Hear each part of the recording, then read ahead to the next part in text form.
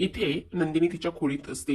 हे सगळं कसं झालं, माझ्याच विरोधामध्ये हे पुरावे कसे फिरले, दीपकने खोटी साक्ष कशी दिली आणि वसवत्याने ह्या सगळ्या गोष्टी कशा केल्या, असं मनाशी बोलणारी नंदिनी जेव्हा रम्या आणि वसू समोर येतात तेव्हाच आता रम्या म्हणत असते की अगं आई, बघ ना बिचाऱ्या नंदिनीचे काय हाल झालेले आहेत आणि कशी तोंडावर पडलेली आहे ही नंदिनी. त्यावर वसवात्या म्हणत असते, माझ्या वाकड्यात जाणारे आणि त्यासोबत माझ्याशी पंगा घेणाऱ्यांचे हेच हाल होतात आणि ही तर पहिल्यापासूनच माझ्या रडारवरच होती आणि म्हणूनच मी हिचे हे हाल केले आहेत, असं वसवात्या नंदिनीला बोलत असते.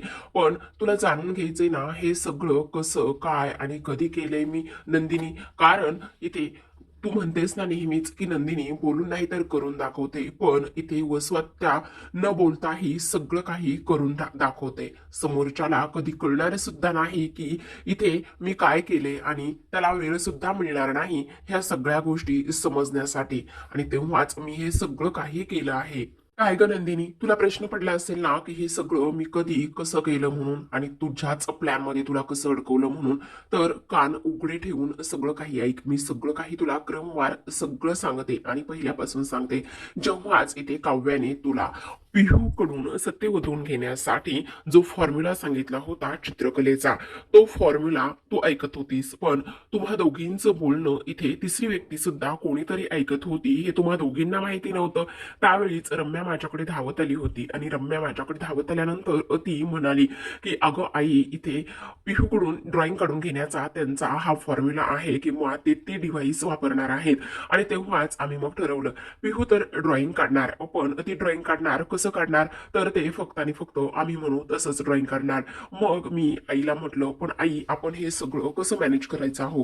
पण त्यावरच आता आईनं मला सजेशन दिलं, ठीक आहे नंदिनीला असं वाटत असेल ना की ती ड्रॉइंग काढणार आहे, पण ड्रॉइंग ती जरी काढणार असली तरी सुद्धा त्यामध्ये जो ड्रॉइंगचं जे आहे ते आपण पिहूला जबरदस्ती काढायला लावायचं, म्हणजेच नंदिनीला कळणार सुद्धा नाही की तिने काय केले आणि कशा पद्धतीने ह्या गोष्टी केल्यात. समजलं तुला? म्या म्हणत असते, आई तू हसतेस ग, मला भीती वाटते. हे बघ ती आता पेटून उठली असेल आणि सगळं शोधण्याचा प्रयत्न करेल. पण त्यावरच आता वसवत्या तिला म्हणत असतात, तू काळजी करू नकोस. नंदिनीला असं वाटतंय ना की आता ती सगळे पुरावे शोधणार आहे आणि मला सगळ्यांसमोर माझं खोटं पाडणार आहे, पण एक गोष्ट जी तिचं जे खरं आहे ना ते आपल्या खोट्यापेक्षा छोटंच असणार आहे, म्हणजे आपलं खोटं तिच्या वरचढ आपण करून दाखवायचं आहे. मग कसला काय तुझ्या डोक्यामध्ये वेगळं काहीतरी शिजतंय का, म्हणजे तू कसला बॉम्ब फोडणार आहेस का? त्यावर वसवत्या म्हणतात, बॉम्ब नाही तर आता मी तिच्या वाटेमध्ये नंदिनीच्या वाटेमध्ये टाइम बॉम्ब लावणार आहे, टाइम बॉम्ब. समजलं तुला? त्यावरच आता इथे रम्या म्हणत असते, म्हणजे नेमकं काय करणार आहेस तू? त्यावरच आता वसवत्याने म्हटलं असतं की इथे ती पिहूकडून ड्रॉइंग काढून घेणार आहे ना, मग त्याच चित्राचा आपण कसा वापर करून घ्यायचा आणि तेच चित्र तिच्या विरोधामध्ये कसं उभं करायचं हे कळतं. त्यावरच आता इकडे दोघी हसत असतात आणि वसवात्या म्हणत असते, तुला काय वाटलं, पिहूने ते तिच्या तिच्या मनाने ड्रॉइंग काढलेलं आहे असं वाटतंय तुला?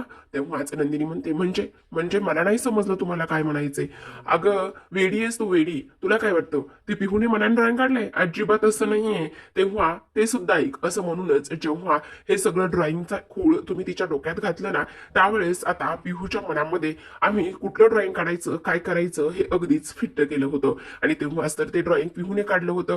आता ते सुद्धा ऐक. असं म्हणूनच जेव्हा पिहू ड्रॉइंग काढत होती तेव्हाच इथे रम्या तिच्याकडे गेली होती आणि रम्याने तो लग्नातला अल्बम पिहूला दाखवला होता आणि लग्नातला अल्बम पिहूला दाखवल्यानंतर रम्या म्हणत असते, हे बघ पिहू, इथे किती सुंदर ड्रॉइंग आहे आणि त्याचसोबत ह्या ह्या चित्रामध्ये म्हणजे ह्या फोटोज मध्ये इथे नंदिनी नाहीच आहे, पार्थ एकटाच दिसतोय, म्हणजे पार्थ एकटा आहे, म्हणजे त्यावेळेस नंदिनीताई नव्हती. मग नंदिनीताईला इथे कोणीतरी तुझ्या किडनॅप केलं होतं का, की आणखी काय केलं होतं? बघ ना ग पिहू, पाठीमागे नावे आहेत पार्थ आणि काव्याचे आणि इथे पार्थ हा फक्त एकटाच बसलेला आहे. वा, पिहू विचारात पडली, आणि हे असं कसं शक्य आहे, एकटाच पार्थ दादा तिथे कसं आहे, नंदिनी काय कुठे दिसत नाही? अगं असं काय करतेस पिहू, तुला माहित नाही का नंदिनीला किडनॅप केलं होतं म्हणून? आता इकडे हे सगळं काही ऐकल्यानंतर नंदिनी बोलत असते, जे पिहूला हवं तेवढंच आणि पाहिजे त्याच गोष्टी तुम्ही तिच्या मनामध्ये भरल्या हो की नाही? त्यावरच वसवत्या म्हणतात, हो अगदीच बरोबर आहे आणि पिहूने अगदीच आमचं ऐकलं सुद्धा. पिहूने त्याच पद्धतीचं ड्रॉइंग काढलं आणि पिहूने त्याच पद्धतीचं ड्रॉइंग काढल्यानंतर ती रात्रीच ते ड्रॉइंग घेऊन तुझ्याकडे आली. आता तुझ्याकडे आल्यानंतर तुला ते ड्रॉइंग इथे दाखवलं आणि दाखवल्याच्या नंतर तिथे पार्थ एकटाच, पार्थ नंदिनी असं नाव तर लिहिलेलं पण नंदिनीवर क्रॉस केलेलं. आणि जेव्हा हे ड्रॉइंग तुला तिने दाखवलं तेव्हा तुझा त्या गोष्टीवरती विश्वास बसला की नक्कीच इथे तिला काय सांगायचंय आणि त्यामुळे आम्ही त्याच संधीचा फायदा घेतला. म्हणजे हे सगळं तुम्ही मुद्दामून घडून आणलंय आणि ह्या सगळ्या गोष्टी अगोदरच तुम्ही ठरवल्या होत्या? अगं हो, हे सगळं सगळं आम्ही अगोदरच ठरवलं होतं. पण आई, तुला असं नाही का वाटलं की आता हे सगळं जर नंदिनीला कळलं तर नंदिनी तुला जाब विचारायला येईल? तू घाबरली नाहीस का? त्यावरच आता वसू म्हणत असते, हो वाटलं ना, आणि मी माझ्या मनाची सुद्धा तयारी केली. अगं नंदिनीला ती मला जाब विचारायला नाही आली, तर तिला मी स्वतः माझ्यापर्यंत बोलवलं होतं काउंट डाऊन करून अक्षरशः, आणि आली सुद्धा नंदिनी. आता नंदिनी जेव्हा माझ्यासमोर आली तेव्हा मी ती आल्यावर अगदीच घाबरल्यासारखं केलं. बापरे, मी मी खरंच चुकलेली आहे. त्याचबरोबर मी हे सगळं घडून आणले, मी हे सगळं केलंय, ह्या सगळ्या सगळ्या गोष्टी मी मुद्दामूनच तिच्या समोर केल्या. त्यावरच नंदिनी म्हणत असते, म्हणजे तुमचा हा प्लॅन अगोदरच ठरला होता? त्यावरच वसू म्हणत असते, अगं हाच प्लॅन नाही तर त्यानंतर तू काय करणार आहेस, आणि त्या सुद्धा गोष्टी अगोदरच ठरल्या होत्या. म्हणूनच मी तुला ओपन चॅलेंज केलं, जा जाऊन सगळ्यांना जे काही सांगायचं आहे ते सांग, आणि मला तू इथे सगळ्यांसमोर एक्सपोज करणार आहेस ना ते सुद्धा सांग. आणि तू सुद्धा अगदी त्याच पद्धतीने केलंस, सगळ्यांना जमवलंस. आणि सगळ्यांना जमवल्यानंतर काय केलं, आणि त्याचबरोबर ऐन वेळेला पिहूने साक्षी कशी बदलली, कारण ह्या वसुमावशीने तिला चांगलंच ब्लॅकमेल केलं होतं आणि त्यामुळे तिने ऐनवेळी ती साक्ष बदलली आणि आम्हाला अगदीच पाहिजे होतं आणि जे हवं होतं तेच झालं. आणि त्याहूनही सगळ्यात महत्वाची गोष्ट, तू आम्हाला माहिती होतं की 24 तासाचा वेळ तू नक्कीच मागणार आहेस, आणि तू जरी मागितला नसतास ना तर असंच आम्ही तुझ्यावर उपकार म्हणून तुला 24 तासाचा वेळ दिला सुद्धा असता. मग नंदिनी, ह्या 24 तासामध्ये तू काय करणार होती हे सुद्धा आम्हाला माहिती होतं, आणि कोणाकडे जाशील, कोणाला इथे साक्षीदार म्हणून घेऊन येशील हे सुद्धा माहिती होतं. आणि तेव्हा वसवत्या म्हणतात, हो दुसरं तिसरं कोण, दीपक. हो, आम्हाला माहिती होतं की तू आता दीपककडेच धाव घेशील. आणि तेव्हा दीपकला कसं बदललं, त्याचबरोबर इथे दीपकने तुझ्या विरोधामध्ये साक्ष कशी दिली हे सुद्धा तुला ऐकायचंय ना, तर ऐक मग. जेव्हा मी दीपककडे गेले आणि दीपकला अगोदर सांगितलं माझ्या बाजूने बोल म्हणून, त्यावेळेस त्याने स्पष्टपणे नकार दिला. तो मला म्हटला की ह्या जेलमधून तुम्ही माझी सुटका करून घेणार आहात का? त्यावरच मी त्याला म्हटलं, तुला जेलमधून बाहेरच निघायचं आहे ना, पण मी सोडवलं काय किंवा नंदिनीने सोडवलं काय? त्यावर तो म्हणाला की नंदिनी का बरं सोडवेल मला? तेव्हा मी त्याला म्हटलं, तिला खरं सिद्ध करायचं आहे आणि ती खरं सिद्ध करण्यासाठी काहीही करू शकते. मग आता जेव्हा नंदिनी तुला भेटायला येईल त्यावेळेस तू तिच्या समोर काय बोलायचं की आत्ताच वसवात्या येऊन गेलेल्या आहेत आणि मला स्वतःच्या बाजूने साक्ष दे असं म्हणत होत्या, पण मी अजिबात ऐकणार नाही नंदिनी, आणि तिच्या समोर हातपाय पसरायचे. त्याचबरोबर मला कसं एक चांगलं आयुष्य जगायचं आहे, एक माणूस म्हणून चांगलं राहायचं आहे, व्हायचं आहे, हे सगळं सगळं तू काही तिच्या समोर बोल. पण जेव्हा इथे तिच्याकडून बेल मिळून घे. आता तिथे घरी आल्यानंतर तू हेही बोलायचं की इथे वसुआत्या मला जेलमध्ये भेटायला आल्या होत्या, आणि वसुआत्या जेलमध्ये भेटायला आल्यानंतर मात्र तू त्यानंतर मी सांगेल त्या पद्धतीने तुझी साक्ष बदलायची.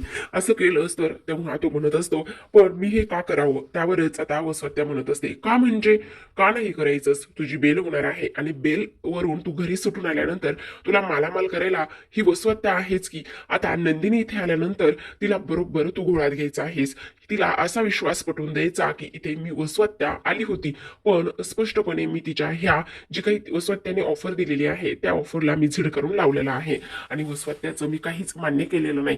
त्यामुळे नंदिनी स्वतःला सिद्ध करण्यासाठी ती नक्कीच इथे येईल, आणि इथे आल्यानंतर तुझी बेल सुद्धा ती इथे घडून आणेल. हे सगळं काही वसुआत्या आता दीपकला बोलत असते. त्यावरच दीपक म्हणत असतो, हो ते सगळं काही ठीक आहे. त्यावरच वसू म्हणते, आता जेव्हा तू घरी येशील तेव्हाच मी तुझ्या मोबाईलवरती एक रिंग देईल. तिथून पुढे रिंग दिल्यानंतर तू तो मोबाईल काढायचा आणि जे इथे बेलचे पेपर आहेत ते मुद्दामूनच तू त्या फोन बरोबरच खाली पाडायचे, समजलं? आणि सेम त्याच पद्धतीने हे सगळं केलं. आता तिथून पुढे जे काही करायचं आहे ते तिथून पुढे सगळं सगळं काही रम्या आहे ना ती करेल, आणि हे सगळं रम्या करत असताना तू पुन्हा काहीच करायचं नाहीयेस. आता लगेचच वसुआत्याने सांगितलेलं असतं, ज्या पद्धतीने मी मोबाईलवरती रिंग दिली तेव्हाच इथे त्याच्या हातून कागद खाली पडला, आणि त्यानंतर रम्याने जे काही केलं ते तर तुला चांगलं आणि बऱ्यापैकीच माहिती आहे, हो की नाही?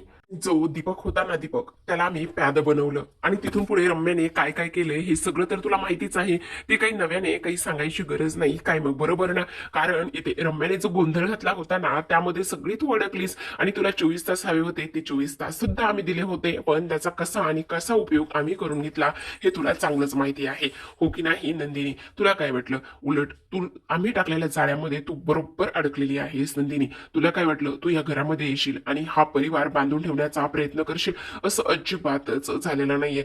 आता इथून पुढे रोज रोज घरामध्ये तमाशे होणार आहेत, रोज मानिनी आणि विक्रमचे भांडणं होणार आहेत आणि ही घराची जी घडी बसलेली आहे ती घडी पूर्ण विस्कटली जाणार आहे. तू ह्या घराला सावरण्याचा प्रयत्न केलास ना नंदिनी, पण ही वसू शितळे आजपासून ह्या घरामध्ये दिमाखात मिरवणार. तुझ्यामध्ये आणि काव्यामध्ये सुद्धा भांडणे होणार. ती काव्या माझ्याशी ओरडायला येणार, विक्रम मानिनीमध्ये रोज वाद होणार आणि ह्या घराची जी घडी बसलेली आहे ती पूर्णतः इथे विस्कटण्याचं काम मी करणार आहे नंदिनी. समजलं तुला? आणि तेव्हाच मला आता इथे माझ्या जीवाला शांतता मिळेल. तू माझ्या वाटेला गेलेली आहेस नंदिनी, माझ्या वाटेला जाऊन तू खूप मोठी चूक केलेली आहेस. असंच आता इथे ह्या दोघी बोलत असतात. आता रम्या म्हणत असते एन्जॉय आणि लुझर, त्यावर नंदिनी आता म्हणत असते, नंदिनी म्हणते तुम्ही इतक्यात जिंकल्याची फिलिंग अजिबातच येऊ देऊ नका किंवा एन्जॉय करू नका. आतापर्यंत माझ्यातली स्वज्वळ आणि संयमी नंदिनी पाहिलेली आहे. तुम्ही माझं हे बांधून ठेवलेलं घर विस्कटायला निघालात तुम्ही, मी ते अजिबातच होऊ देणार नाही. आणि ह्या नंदिनीला चॅलेंज केलंय तुम्ही, मी बसवलेली घडी तुम्ही विस्कटायला निघालेला आहात. मी अजिबातच तसं काहीच होऊ देणार नाही.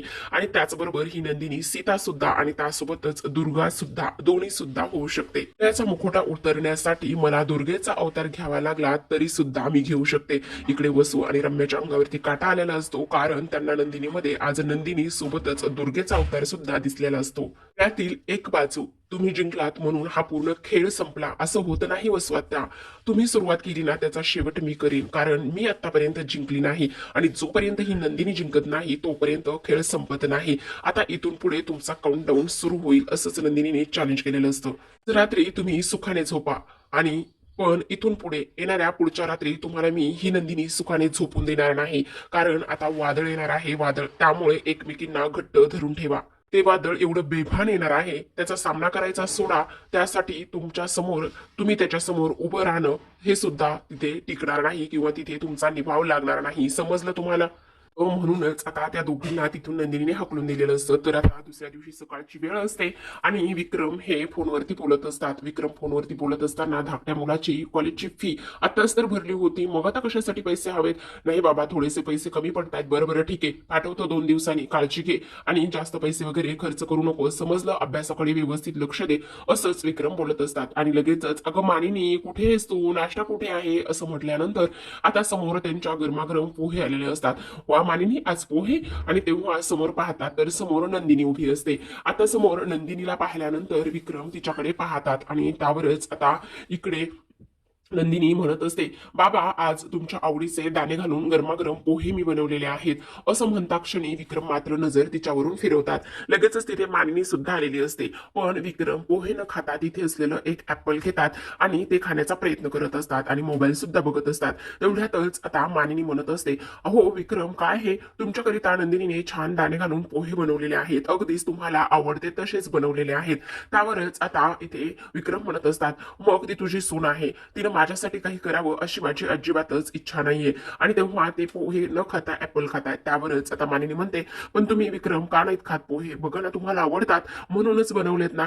पण इकडे विक्रमने पोहे खायला सुरुवात सुद्धा केलेली नसते. ते ऍपल घेऊन उठतात आणि त्यावरच आता इथे मानिनी म्हणत असते, काय चाललंय विक्रम, हे आत्ताच्या आत्ता हे सगळं थांबवा, हे सगळं संपवा. अहो कसं वागताय तुम्ही? आणि तिने एवढे तुमच्यासाठी प्रेमाने पोहे बनवले तर तुम्ही ते पोहे खात नाही आहात. त्यावरच विक्रम म्हणत असतात, ती तुझी लाडकी सून आहे, मग तिनं माझ्यासाठी काहीही न करता तुझ्यासाठी जे काही करायचं आहे ते तुझ्यासाठीच करावं असं विक्रम म्हणतात. आता विक्रमने ह्या सगळ्या गोष्टी बोलल्यानंतर मानिनीला राग आलेला असतो. ती म्हणत असते, बास करा विक्रम, झाल्या त्या गोष्टी सोडून द्या ना. आणि किती दिवस असं हे ताणणार आहात? आणि विषयाची प्रत्येक वेळा एकाच बाजूने विचार नाही केला पाहिजे, आपण दुसऱ्या बाजूने सुद्धा विचार केलाच पाहिजे ना. त्यावरच आता विक्रम चिडतात आणि म्हणत असतात, अच्छा म्हणजे तू म्हणतेस तर मी ह्या मुलीला माफ करू? अजिबातच नाही, मी हिला कधीच माफ करणार नाही. त्यावरच आता इथे मानिनी म्हणत असते, का नाही माफ करणार तुम्ही? अहो तिची चूकच नाहीये. आणि त्याचबरोबर इथे विक्रम म्हणत असतात, हो का, असं आहे तर. आणि त्यासोबतच इथे तिने वसुहत्याची माफी मागितली नाही. तिला सांगितलं होतं काल की वसुहत्याची माफी माग म्हणून, पण तिने केलं का तसं काही नाही केलं. त्यावरच आता मानिनी म्हणते, चुकताय विक्रम, तुम्ही खूप जास्त चुकताय. तुम्ही असं हे सगळं करायला नकोय. तुम्हाला नंदिनीची बाजू पटायला हवी, नंदिनीची साथ तुम्ही द्यायला हवी, असंच मानिनी म्हणत असते. आता विक्रम आणि मानिनीमध्ये वाद हा पेटत चाललेला असतो. हे सगळं नंदिनी उघड्या डोळ्यांनी पाहत असते. धावतच जीवा आणि पार्थ आणि काव्या सुद्धा तिथे आलेले असतात.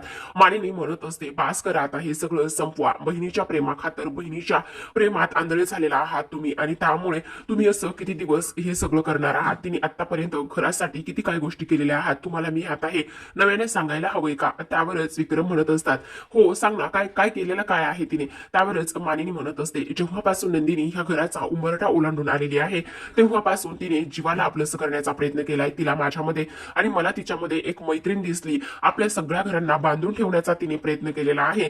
जीवाचं विस्कटलेलं आयुष्य हे सगळं तिनं बदलून टाकलंय. त्यासोबत वटपौर्णिमेच्या दिवशी सुद्धा इथे तिच्या पायामध्ये काच रुतलेली असताना सुद्धा जीवाचा इथे प्राण वाचवण्यासाठी तिने त्या वडाला फेरे घातले आणि त्याला वाचवलंय.